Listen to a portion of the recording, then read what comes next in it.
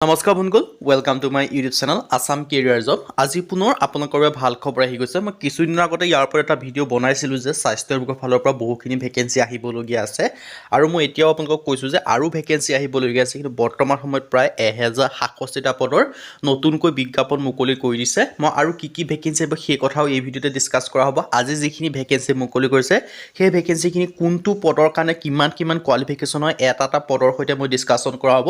চ' আপোনালোকে ভিডিঅ'টো শেষলৈকে চালে আপোনালোকৰ যিটো কোৱালিফিকেশ্যন অনুযায়ী আপোনালোকে সঠিক ভেকেঞ্চিটো এপ্লাই কৰিব পাৰিব, নহ'লে আপোনালোকৰ ভেকেঞ্চি খেলিমেলি লাগি যাব, কাৰণ প্ৰতিটো পদৰ কাৰণে বেলেগ কোৱালিফিকেশ্যন দিয়া আছে। চ' আপোনালোকে ভিডিঅ'টো শেষলৈকে চাব, তেতিয়া আপোনালোকে সম্পূৰ্ণ ডিটেইলছ গম পাব যে এইটো পদৰ ক্ষেত্ৰত আমাৰ এইটো কোৱালিফিকেশ্যন লাগিব, চ' মই তেতিয়াহে আবেদন কৰিব পাৰিম। এই সকলোখিনি কথা এই ভিডিঅ'ৰ যোগে আলোচনা কৰা হ'ব। যদি ভিডিঅ'টো ভাল পায় ভিডিঅ'টো লাইক কৰিব পাৰে, লগতে চেনেলটো ছাবস্ক্ৰাইব কৰি দিব পাৰে এনেকুৱা ধৰণৰ ভিডিঅ'সমূহ প্ৰতিদিনে পাই থাকিব বাবে। আৰু আমাৰ হোৱাটছআপ চেনেল লিংক ভিডিঅ' ডেছক্ৰিপশ্যনত দিয়া আছে, তাতো আপোনালোকে জইন কৰি ল'ব পাৰে, তেতিয়া আপোনালোকে ডেইলি জবৰ আপডেটসমূহ পাই থাকিব। ইয়াত আপোনালোকে দেখিব আছে এখন আছে অফিচিয়েল এডভাৰটাইজমেণ্ট। মই অফিচিয়েল এডভাৰটাইজমেণ্টৰ লিংকটো ভিডিঅ' ডেছক্ৰিপশ্যনত দিয়াও থাকিব, তাতো আপোনালোকে চাই ল'ব পাৰিব। এইখন আপোনালোকৰ অফিচিয়েল এডভাৰটাইজমেণ্ট দেখিব পাৰিছে, DME ফালৰ পৰা মুকলি কৰি দিছে। ডাইৰেক্টৰ অফ মেডিকেল এডুকেশ্যনৰ ফালৰ পৰা ভেকেঞ্চিখিনি মুকলি কৰি দিছে আৰু এইটো আপোনালোকে দেখিছে এটা সুবৰ্ণ সুযোগ আহি গৈছে।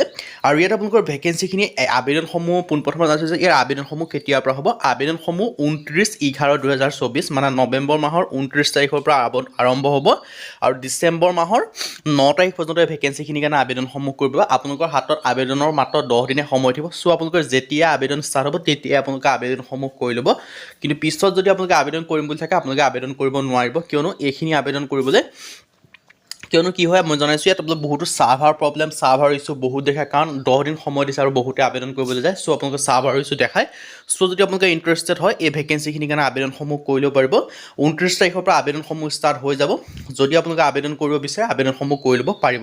আৰু প্ৰতিটো পদৰ ক্ষেত্ৰত মই আপোনালোকক কোৱালিফিকেশ্যনসমূহ জনাইছোঁ, আপোনালোকক দেখাই আছোঁ যে কিছু পদৰ ক্ষেত্ৰত আপোনালোকৰ হাই ছেকেণ্ডেৰী পাছ হয়, যেনেকৈ আপোনালোকৰ ডেণ্টেল চেয়াৰ চাইট এছিষ্টেণ্ট, এই যিটো ভেকেঞ্চি হয় ইয়াৰ কাৰণে মাত্ৰ HSLC মানে হাই ছেকেণ্ডেৰী পাছ হ'লে আবেদন কৰিব। ইয়াত অপশ্যনটো মনত ৰাখিব, 12 নম্বৰ যিটো ভেকেঞ্চি হয় তাৰ কাৰণে যদি আপোনালোকে চিম্পুল হাই ছেকেণ্ডেৰী পাছ কৰিছে তাৰ কাৰণে আবেদন কৰিব। আৰু কিছুমান পদৰ ক্ষেত্ৰত হাই ছেকেণ্ডেৰী প্লাছ ছায়েন্স ষ্ট্ৰীমৰ হ'লে আবেদন কৰিব, আপোনালোকে দেখিব পাৰিছে। মই মেইনলি আপোনালোকক জনাইছোঁ প্ৰতিটো পদৰ কথা মই জনাই দিছোঁ, যেনেকৈ আপোনালোকৰ ফিটাৰৰ কাৰণে কিন্তু আপোনালোকৰ ITI প্ৰয়োজন হ'ব। চ' আপোনালোকে যদি ITI আছে তেতিয়া আবেদন কৰিব পাৰিব। আৰু হাই ছেকেণ্ডেৰী লেভেলৰ পদৰ কথা কৈছে, 12 নম্বৰ যিটো অপশ্যনত ভেকেঞ্চি আছে সেইটো হাই ছেকেণ্ডেৰী লেভেলৰ হয়। আৰু এটা আপোনালোকে ভেকেঞ্চি দেখিবলৈ পাইছে হৈছে 21 নম্বৰত থকা ভেকেঞ্চিটো হৈছে হেল্থ এছিষ্টেণ্ট, ইয়াৰ ভেকেঞ্চি হয়। ইয়াৰ কাৰণে মাত্ৰ হাই ছেকেণ্ডেৰী যদি আপোনালোকে পাছ কৰিছে তেতিয়া আবেদনসমূহ কৰি ল'ব পাৰিব, আপোনালোকৰ বেলেগ কোৱালিফিকেশ্যন দৰকাৰ নাই। আৰু আপোনালোকৰ হেল্থ ইনস্পেক্টৰৰ ভেকেঞ্চি আছে, মই আকৌ আপোনালোকক জুম কৰি দেখাই দিছোঁ আপোনালোকৰ ভেকেঞ্চিখিনি।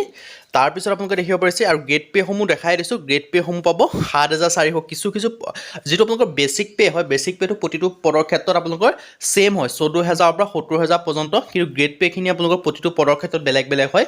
যেনেদৰে আপোনালোকে যদি আপোনালোকৰ ITI থাকে অলপ গ্ৰেড পে'টো বেছি পাব, যদি আপোনালোকৰ ITI নাথাকে আপোনালোকৰ গ্ৰেড পে'টো অলপ কম পাব। আৰু ছ'চিয়েল ৱৰ্কাৰৰ ভেকেঞ্চি আছে, ডিগ্ৰী ইন ছ'চিয়েল ৱৰ্কত কৰিব লাগিব। তাৰপৰা আপোনালোকৰ স্পীচ থেৰাপিষ্টৰ ভেকেঞ্চি আছে, ষ্টাফ নাৰ্ছৰ ভেকেঞ্চিও আপোনালোকে দেখিব যাব, BSc নাৰ্ছিং কৰিব লাগিব।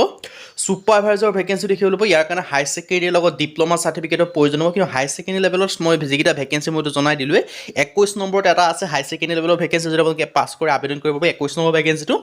প্লাছ যদি আপোনালোকে 12 নম্বৰ যিটো ভেকেঞ্চি আছে সেইটো আপোনালোকৰ হাই ছেকেণ্ডেৰী লেভেলৰ ভেকেঞ্চি হয়, যদি আপোনালোকে হাই ছেকেণ্ডেৰী লেভেল পাছ কৰি যেতিয়া আবেদন কৰিব পাৰিব। Only arts stream science stream দুইটাই পাৰিব, কিন্তু ছায়েন্স ষ্ট্ৰীমৰ কাৰণে বহুখিনি ভেকেঞ্চি আছে, যদি অনলি আৰ্টছ ষ্ট্ৰীম কৰি দিছে তাৰ কাৰণে 21 নম্বৰ 12 নম্বৰ যিটো ভেকেঞ্চি আছে সেইটো আবেদন কৰিব পাৰিব।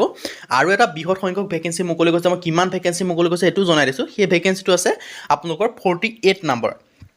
48 নম্বৰ যিটো ভেকেঞ্চি আছে টেকনিকেল এছিষ্টেণ্ট বা এটেণ্ডেণ্টৰ ভেকেঞ্চি, এই যিটো ভেকেঞ্চি হয় সি তাৰ কাৰণেও মাত্ৰ হাই ছেকেণ্ডেৰী পাছ কৰিলে হ'ল, টেকনিকেল এছিষ্টেণ্ট আৰু এটেণ্ডেণ্টৰ। আৰু ইয়াৰ কাৰণে চবতকৈ বেছি ভেকেঞ্চি আছে মানে আপোনাৰ হাই ছেকেণ্ডেৰী লেভেলৰ আৰ্টছ ষ্ট্ৰীমত পাছ কৰা কেন্দ্ৰৰ বাবে, সেইটো হৈছে টেকনিকেল এছিষ্টেণ্ট বা এটেণ্ডেণ্টৰ ভেকেঞ্চি, যিটো 48 নম্বৰত আছে। ইয়াৰ কাৰণে আপোনালোকৰ 16টা ভেকেঞ্চি আছে, বেছি নহয় মানে 16টা, কিন্তু গোটেইখিনি গ্ৰেড থ্ৰীটো বহুতখিনি ভেকেঞ্চি মুকলি কৰিছে, কিন্তু ইয়াৰ কাৰণে 16ৰ পৰা 18টা ভেকেঞ্চি আপোনালোকে দেখিবলৈ পাব। আৰু বাকীকেইটা অপশ্যনো দেখিছে, 21 নম্বৰত এটা আছে হাই ছেকেণ্ডেৰী লেভেলৰ ভেকেঞ্চি, আৰু আপোনালোকৰ এটা 12 নম্বৰত আছে, আৰু এটা আপোনালোকৰ 48 নম্বৰ আছে। টোটেল ভেকেঞ্চি ডিটেইলছখিনি আপোনালোকে চাই ল'ব পাৰে কোনটো পদৰ ক্ষেত্ৰত। কিন্তু চবতকৈ বেছি ভেকেঞ্চি থকা ভেকেঞ্চিটো হৈছে আপোনালোকৰ লেবৰেটৰী টেকনিচিয়ান। যিসকলে লেবৰেটৰী টেকনিচিয়ানত পঢ়ি থৈছে বা চাৰ্টিফিকেট আছে তেওঁলোকে আবেদন কৰিব। লেবৰেটৰী টেকনিচিয়ান চবতকৈ বেছি ভেকেঞ্চি আছে। আৰু বাকী মই আপোনালোকক কৈছোঁ 21 নম্বৰত এটা ভেকেঞ্চি আছিলে হাই ছেকেণ্ডেৰী লেভেলত পাছ কৰা। যদি যিসকলে হাই ছেকেণ্ডেৰী পাছ কৰিছে তেওঁলোকে যে আবেদন কৰিম বুলি ভাবি থৈছে। আৰু আপোনালোকৰ এটা আছে 12 নম্বৰত, 12 নম্বৰত, আৰু এটা আছে 48 নম্বৰত। সেই তিনিটা আছে। যদি আপোনালোকে প্ৰিফাৰেঞ্চ যেতিয়া আবেদনটো ষ্টাৰ্ট হ'ব তেতিয়া গম পোৱা যাব। যদি আবেদনটো ষ্টাৰ্ট যেতিয়া হ'ব তেতিয়া আমি গম পোৱা যাব যে প্ৰিফাৰেঞ্চ দিব পাৰে নে ডাইৰেক্ট এটা নিৰ্দিষ্ট পোষ্ট লৈ আবেদন কৰিব পৰা হয়। যদি আপোনালোকে নিৰ্দিষ্ট পোষ্ট লৈ আবেদন কৰে তেতিয়া আপোনালোকে 48 নম্বৰত থকাটো আবেদন কৰিব। যদি প্ৰিফাৰেঞ্চ দিবলগীয়া হয় তেতিয়া আপোনালোকে তিনিটাতে প্ৰিফাৰেঞ্চ দিবলৈ আবেদন কৰিব পাৰিব, 21, 12 আৰু 48। আৰু বাকী আপোনালোকৰ এজ লিমিটটো মই জনাই দিছোঁ। ইউআৰ যিটো আনৰিজাৰ্ভ কেটেগৰী হয় তাৰ কাৰণে 18 পৰা 40 বছৰলৈকে আবেদন কৰিব পাৰিব। OBC MBC কাৰণে 18 পৰা 43 বছৰলৈকে পাৰিব। SC ST কাৰণে 18 পৰা 45 বছৰলৈকে পাৰিব। PWD কাৰণে 18 পৰা 50 বছৰ পৰ্যন্ত আবেদন কৰিব পাৰিব। আৰু লগতে চিলেকশ্যন প্ৰচিডিউৰটো আপোনালোকে নিশ্চয় জানেই। ইয়াৰ কাৰণে আপোনালোকৰ DMA এক্সাম পাতিব। আপোনালোকে এই এক্সামটো নিজৰ জিলাতে পায়। প্ৰায় 29 বা 30খন ডিষ্ট্ৰিক্টত আপোনালোকৰ চেণ্টাৰ পৰে। বাকী কিছুমান ডিষ্ট্ৰিক্টত চেণ্টাৰ নহয়। বাকী আপোনালোকৰ 29 বা 30খন ডিষ্ট্ৰিক্টত নিজৰ ডিষ্ট্ৰিক্টত চেণ্টাৰ পৰে। সেই নিজৰ ডিষ্ট্ৰিক্টৰ চেণ্টাৰটো আপোনালোকে এক্সাম দিব লাগে। এক্সাম পাছ কৰাৰ পিছত আপোনালোকে স্কিল টেষ্ট বা ভাইভা কোনোবা এটা অনুষ্ঠিত কৰিব। সেইটোৰ ভিতৰত এটা পাছ কৰিব, ডাইৰেক্ট আপোনালোকৰ চাকৰি পাই যাব। আৰু যিখিনি চাকৰি মই ডিছকাছ কৰিছোঁ, যিখিনি DME ফালৰ পৰা আহিছে, গোটেইখিনি চাকৰি আপোনালোকক মেইলে নিযুক্তি দিয়া হ'ব। CM ছাৰে ঘোষণা কৰিছিল যে হিমন্ত ছাৰে যে আপোনালোকে গোটেই যিমানখিনি নিযুক্তি এতিয়া হৈ আছে, মানে চলি আছে, এপ্লাই চলি আছে, সেইখিনি গোটেইখিনি আপোনালোকক মেইলে নিযুক্তি দিয়া হ'ব। চ' আপোনালোকে আবেদনসমূহ কৰি লওক। 2-3 মাহ বা মিনিমাম 5 মাহৰ ভিতৰত আপোনালোকে নিযুক্তি লাভ কৰিব পাৰিব। চ' আপোনালোকৰ 29 তাৰিখে আবেদনসমূহ ষ্টাৰ্ট হ'ব। তেতিয়া আবেদনটো ষ্টাৰ্ট হ'ব আমিও আপোনালোকক আবেদনটো কৰি দিব পৰা হ'ব। চ' আপোনালোকে আবেদন ষ্টাৰ্ট হ'লে আপোনালোকে ৱেইট কৰক। যেতিয়া হ'ব আমি আপোনালোকৰ আবেদনসমূহ কৰি দিয়া হ'ব।